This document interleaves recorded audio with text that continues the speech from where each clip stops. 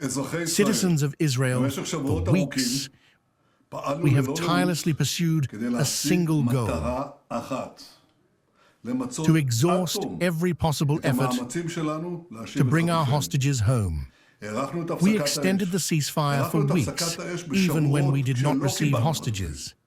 We sent delegations to Doha. We sent delegations to Cairo. We presented proposals together with the mediators. We accepted the proposal of the American envoy, Rejection. However, Hamas has repeatedly rejected every offer.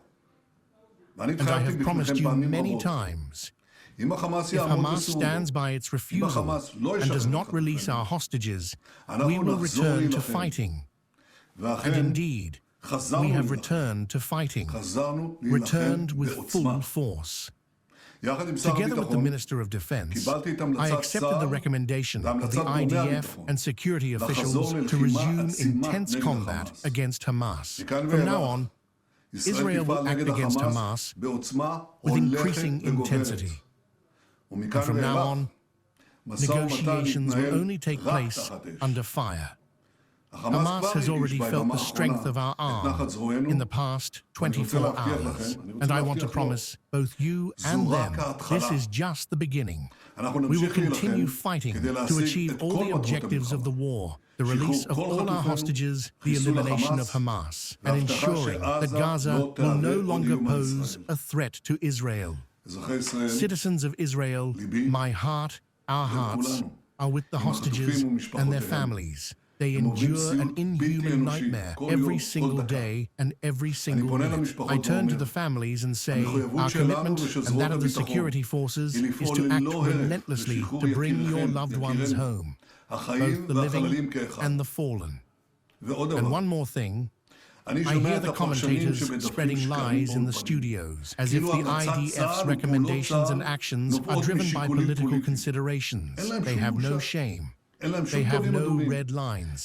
They simply echo Hamas propaganda again and again. So I want to tell Hamas, do not count on this, because nothing will stop us from achieving all the objectives of this war. I salute our heroic soldiers in the IDF, the men and women of the Shin Bet and Mossad, our police officers, and all the security forces. And I salute you, citizens of Israel. Together, we have achieved historic victories. Together, we are reshaping the Middle East. But great challenges still lie ahead of us. First and foremost, in Gaza, we have already proven in the 2 previous hostage releases, where we freed 196 of our hostages, that military pressure is essential for securing the release of more hostages. The military strikes on Hamas and the release of our hostages are not conflicting goals. They are intertwined. We are in the midst of the war of revival, the war of 7 fronts, and we are winning. But the battle is not over yet.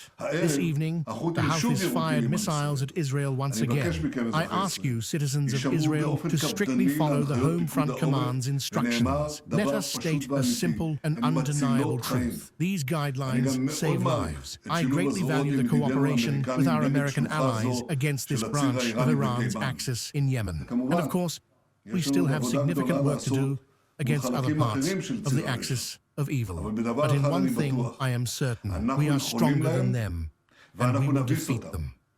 With God's help, together we will act, and together we will win.